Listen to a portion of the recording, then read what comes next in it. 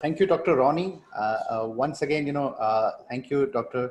Matthew, for having me for this wonderful program. And so today in this talk, I'm going to discuss the case-based management for improving time in range in continuous glucose monitoring. Now, I know it's a pre-lunch session, so I kept a lot of food slides to help your appetite. But I hope your time in range stays great. So what we're going to do is we're going to create a recipe for a great time in range. So what's a perfect recipe for the great time in range? The kind of things you see on the not very clear, but you can see on as a virtual background on a back, a sort of a perfect time in range kind of scenario. So the menu today. For the starters, we are going to introduce time in range and some basic rules for improving time in range. The first course would be a case of pancreatic diabetes. The second case would be that of a typical type 2 diabetes patient. And the third case would be a typical type 1 diabetes patient. So we'll be covering all the grounds here. So just to give you a basics of time in range, just little rewind basics of continuous glucose monitoring rather. We have, various devices available in India. The most popular being Abbott Freestyle Libre Pro, which is technically a retrospective CGM device. Of course, there are, you can use third-party apps to make it like a flash CGM, or you can make it like a real-time CGM also. But in all practical purposes, we use that like a retrospective professional CGM device. So it has two components. One is the sensor, another is the reader. The sensor is applied on the patient's arm. It stays there for 14 days. It continuously monitors the data from the interstitial fluid, and then gives at the end of 14 days you extract the data and get the graph, and this graph is known as ambulatory glucose profile graph. So this is a typical AGP graph. You can see again, this patient has a reasonably good time in range, good average glucose values, and I say pretty reasonably well managed patient. If you see generally, when you have a AGP record available, which is extracted from the Libre Pro, you move to page 6, right? You turn to page 6, and the last page, the last column, there is this column you'll find, and this is the most important column. So whenever I, read the, typically when we read a study, we start with the conclusion of the abstract. You're going to see what the study, we read the headline and then we see the conclusion, right? Same way, to start with, often move to page 6 first, look at this table first, and then look at, go back to the patient's more details of the patient, right? So on the last page, you will find this simple table which is available. Here you can see the one which is shaded here is the time in range. The time in range is the percentage of glucose values between 70 to 180 milligram per deciliter. Then you see the one which is shaded red is the one which is time below the range, that is less than 70 milligram per deciliter. And you have the yellow one which is time above the range, which is generally more than 180 milligram per deciliter. So this is overall the picture you get. Now, if I get a good time in range, I generally don't bother too much, because I know that patient is doing generally very well. And if the glucose values are added to it, if the average glucose values are less than 154 with a time in range which is more than 70%, the patient is doing perfectly well. Like I said, the time in range is the time which is spent between the glucose value of 70 to 180 milligram per deciliter. That's the range which we try to target in our patients. And if you want to have a more in-depth review of it, there are certain third-party software like Tidepool, which provides you a more detailed analysis of the glucose breakdown. So 70 to 180 being time in range, you have level 1 hyperglycemia and level 2 hyperglycemia, which is as shown here. And you have level 1 hypoglycemia and level 2 hypoglycemia as it is shown here. So you can get a detailed breakdown of where the patient stands. And our idea is to reduce the peaks first and the troughs first, that is the level 2 hypo and hyperglycemia, and then get to the next level and bring the patient back to time in range. So what are the typical targets that we must, must try to achieve and try to aim? 3 simple things. The time in range should be more than 70%. Friends, remember this, and I'm a very strong proponent of the fact that in future we'll be using time in range more often than even HbA1c, I believe, and hence this is the value. Just like in HbA1c, you need to remember the value of 7%. Here you need to remember the value of 70%, and if the time in range is more than 70%, you are generally doing very well. The time below the range, that is level 1 hypoglycemia, that is glucose value between 55 to 69, should be less than 4%, and level 2 hypoglycemia should be less than 1%. So this is the target we try to achieve in all our diabetic patients, whether it's type 1, type 2, or any other form of diabetes. So coming to the meat of the topic, the 3 rules for effective time in range. 3 things. First is, 1, the fewer the moving parts, the better it is for the patient. Rule number 2, keep it simple, right? The simpler regime you have, the better it is for the patient and as a doctor for you to titrate. And the third is to fine tune the aspect of your glucose management by cutting the peaks. So these are the 3 simple rules that you need to achieve for effective time in range. Now, let's come to the rule number 1. We'll illustrate that with a case number 1. The fewer moving parts, the better it is for the patient. Now, those of you who follow Formula 1, right? Today is, we are talking about food, and, Italian food is what, we all love. And talking about Italy, today is the 1000th Grand Prix start for the Ferrari, which is, Scuderia Ferrari, which is the most popular Formula 1 team in the world. Unfortunately, however, the Formula 1 team of Ferrari is not doing too well, right? Why is it so? So if you compare, on the left, you have the Ferrari F1 team, and on the right, you have the, the Ferrari, which is used by, very rich people who can afford them. What's the difference in these? The difference is that the Ferrari on the left, the Formula 1 breaks down very often, whereas the other one is actually known for its reliability. So the reason for this is that, a Formula 1 car is made up of many parts. It is a sum of different parts. And the more parts you have, the more likelihood you are to have something go wrong. Sometimes the tire goes wrong, sometimes the chassis goes wrong, sometimes you have the engine going wrong. So you have problems which happening. So the same thing happens in diabetes management. The more complicated regime you have, the more likely the patient is to, or more likely is the outcome of a poor time in range.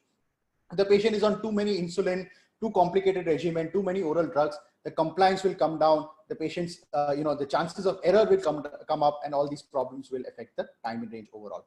So looking at the first case, and this is a 40-year-old patient, male patient with, pancreatitis. She has history of chronic pancreatitis since the last 10 years. About 5 to 6 years back, he was diagnosed to have endocrine insufficiency. Also, that is diabetes mellitus along with that. So he is taking, and now this is, look at his regime. He's taking pre-mixed insulin 3 times a day, 30, 30, 30, right? So he's taking 30 units 3 times a day before meals. Despite this insulin regime, he is having an HbA1c of 9.6. So he's not doing too well, right? He is taking 90 units of insulin a day, yet his glycemic control is extremely poor. From this, you can clearly imagine that, the patient's, overall glucose profile would be horrendous, to say. So we did a mixed meal stimulation test. So in such a patient, what we wanted to see was that, did the patient have any endogenous, insulin production? We used a protocol which is given by CMC Vellore. You can, look at the original paper which is there. And what we found was that patient did have, we have given some cutoffs. These are sort of, what we use in practice.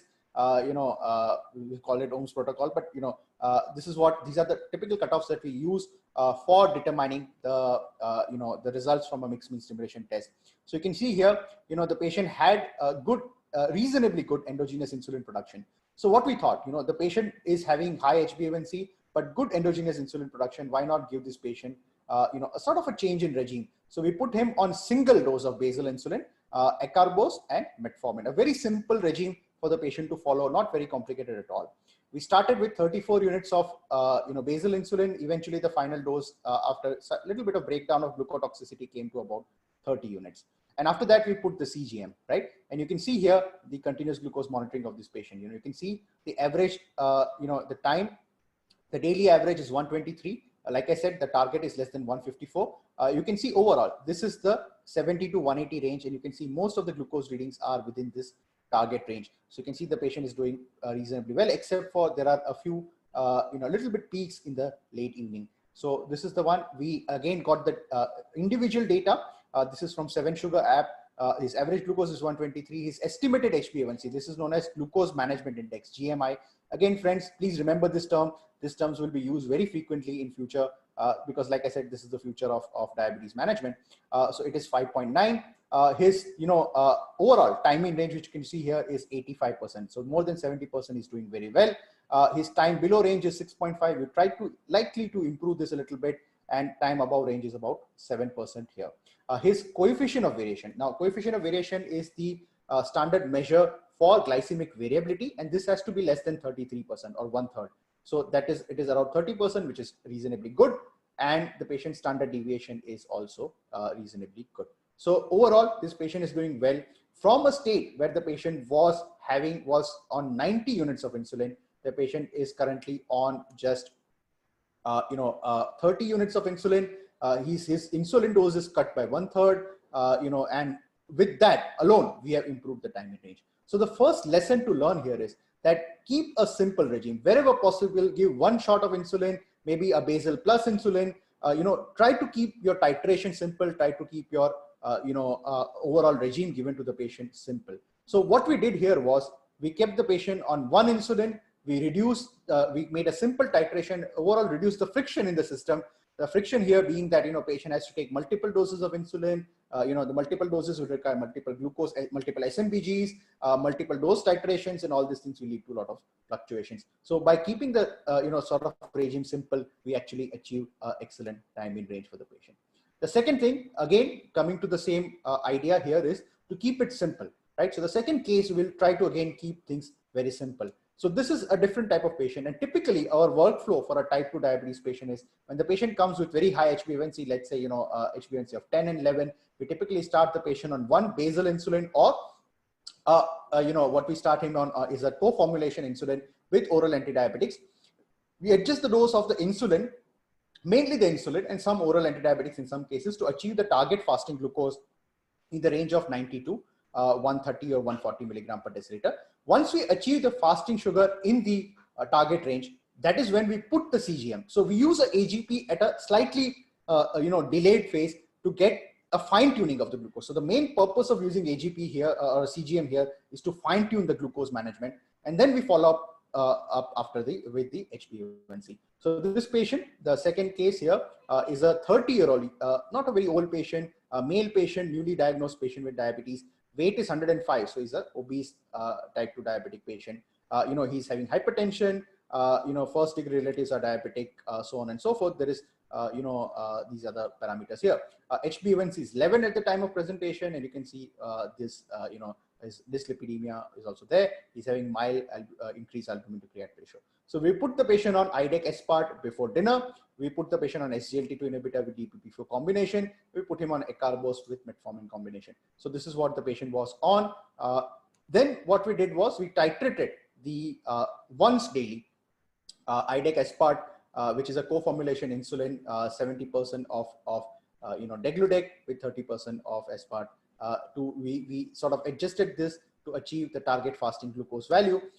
So this is what we typically do. We use typically WhatsApp for adjusting the dose of insulin. The patient informs the fasting blood sugar.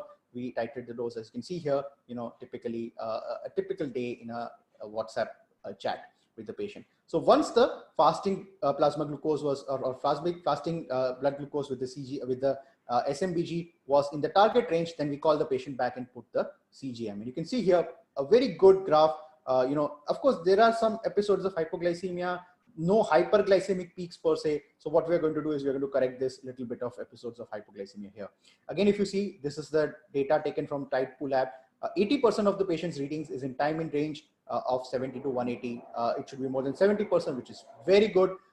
You can see there is hypoglycemia which we need to correct. And then there is relatively almost no hyperglycemic peak. The average glucose is 96. The sensor use is good. The GMI, that is the estimated HbA1c is 5.6. The standard deviation is good, and the coefficient of variation is also good. So in a patient where you have low glycemic variability and better time in range, in fact, it gives you more confidence to make adjustments. So all I have to do is to prevent further hypoglycemia for this patient, I need to just reduce the dose of his insulin, and just with that, I'm actually improving the patient's the other parameters also in this patient. So this is a typical type 2 diabetic patient. Now the third case what we'll discuss is a typical patient with type 1 diabetes, and that is the most complicated. We all manage diabetes mellitus, and we all, for all of us, the most difficult and most challenging patients are type 1 patients. There are a lot of issues, again, a lot of friction in the system, a lot of moving parts, so a lot of things can go wrong. It is like a Formula 1 car. the sugars can be high. Sometimes, you win those races and sometimes you lose the races, and sugars can be low sometimes. So, you have a lot of, problems with this. So how do you, this is a challenge, right? So type 1 diabetes is always a challenge. So what are the strategies which you can use in type 1 patients to improve the time in range? So the first thing which you always consider in such patient is to basically cut the peaks. So this high glucose values, you need to bring that down. The high glucose values, we know that some peaks look good, but not all the peaks are really good, so those peaks have to be really cut off. Typically in our Indian, both type 1 and type 2 diabetes patient, if you see a lot of data from CGM and other studies, it's mainly the postprandial glucose which contributes a lot to the increase, glycemic variability in all of these patients. So basically you need to reduce the postprandial glucose values. So postprandial glucose, both in type 1 and type 2, impacts the glycemic variability more than any other factor which is around. So that brings us to case number 3. Case number 3 is a typical type 1 patient, and there are 4 things which we do as strategies for reducing the time in range in patients with type 1 diabetes. One is, of course, giving this patient basal bolus insulin. I'm a very strong proponent. If you see the guidelines also, most guidelines recommend basal bolus or multi-dose insulin in type 1 diabetes patient. We strongly follow that. We encourage carb counting. We teach the patient to do that using certain modern tools. We use AGI in type 1 patient. Now, there are a lot of studies, recent studies also from India as well, which have shown that acarbose in type 1, adult type 1 patient may be effective also. And, SGLT2 inhibitors in selective patients, will come to this point in a minute. So this is a 24-year-old type 1 patient. He is diabetic since 14 years of age. He's taking premixed insulin twice a day. His HbA1c is 10.1. He's having macroalbuminuria. He's not ready to change, right? He feels that he understands type 1 more than me because he's been living with it since the last 10 years. That was his original words. So to convince him, like I said, we generally don't do this in the first go, but to convince this patient, we put the patient on CGM right at the beginning to show him what his problem is. You can see here his estimated HbA1c is very close to his actual HbA1c. His average glucose is 244. He's taking one premix insulin somewhere over here before his morning meal. You can see there's a dip here by lunchtime, and then again there is a rise, and again he's taking one at a dinner, which is generally having a late dinner, and again there is a drop in the glucose value. So you can see clearly the glycemic variability is massive in this patient. So then after seeing this, we convince the patient that, look, this is the problem and this is what we need to correct. Thankfully, he was convinced. We changed him to basal bolus multi-dose insulin. Just with this change and proper titration, his HbA1c came down to 8.8 from 10.1. So there was a significant change. Now you can see CGM, that's the second CGM after the change to basal bolus. It's much better. His average glucose is 127 here, but still you can see there is a lot of glycemic variability. There are still a lot of peaks here, which the peaks need to be cut. Thankfully, not much of hypoglycemia, right? So we then taught him carb counting. With carb counting, his HbA1c came down to a minute value. He was making too many mistakes with carb counting. So we helped him correct the things also as well. Then we took the next step. And because, his carb counting was not that great, we have a sort of, if you don't have a dietitian, you use a medicine, right? So you use acarbose. The meals in our place is extremely rich in carbohydrates. And, I think acarbose works like a charm in these patients. So again, there are some small studies, like I said, where they've shown that the use of acarbose with insulin in type 1 patients reduces postprandial glucose and in those patients. And it doesn't have too much impact on HbA1c, but definitely reduces the overall, postprandial peaks. So in this patient, after adding acarbose, his HbA1c came down further, which was quite good. In Indian patients, it tends to be a better HbA1c reduction with acarbose alone. So we give typically acarbose before 3 major meals a day, 50 milligram before 3 major meals. We start with 25, increase to 50 if necessary. And then, the patient continued to, however, have albuminuria. He was now starting to gain a little bit of weight as well.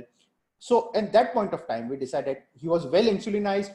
He's he's not had a ketosis episode since a long time. So we added an SGLT2 inhibitor for this patient. And after adding SGLT2, to our surprise also, look at his curve. I mean, you can see the glycemic variability is significantly reduced. This is a combination of acarbose and SGLT2 on basal bolus insulin. His average glucose has come down to 109. The lows and highs are both down. HbA1c came down to 7.1. there was an improvement in albuminuria and the patient lost weight. Now, I don't, remember in type 1 patient, SGLT2 at this point of time is not recommended in our country. However, there are some small studies which are going on. There are certain, theoretical aspects of it. In a well insulinized patient, there is data to suggest that SGLT2 inhibitors can improve the time in range. Again, I'm saying if you have an experience of doing this, we have experience of some patients, who are very selected patients where we are sure that the patient will not land up with ketoacidosis. That is where we use it. But in general, we do not recommend this as a blanket therapy in any type 1 patient, not in children at all, in adults, in very, very selected patient. But you can see from this study, there is data to suggest that at all the points of time during the day, the time in range improves in patients with SGLT2 inhibitor. And also there is some study to show that there is reduction of the microvascular complications also. So just to summarize my talk, the first important message I'd like to give you is that in type 2 diabetes, whenever possible, or in fact, in even pancreatic diabetes, whenever possible, try to use one insulin compared to multiple doses of insulin. Keep things simple. And by keeping things simple, you will achieve a lot in your patient. Keep your titrations very simple. Don't make it very complicated. Keep, the rules should be very well defined and should be very clear to the patient, right? It should be perhaps, if given written rules also. SGLT2 inhibitors and acarbose may help reduce type 1 time in range in both type 1 and also in type 2 diabetes. However, in type 1, I'm again saying if you have an experience of using it in very selected patients, these are to be used, not as a blanket therapy in all patients. So again, a big rider over there. So I thank you all for patient listening, and you can follow me on Twitter, and if you have any questions, you can really post to me. And this beautiful pictures were actually given by these guys. So I thank you again, and thank you, Dr. Matthew sir, for this opportunity to display my data. Thank you.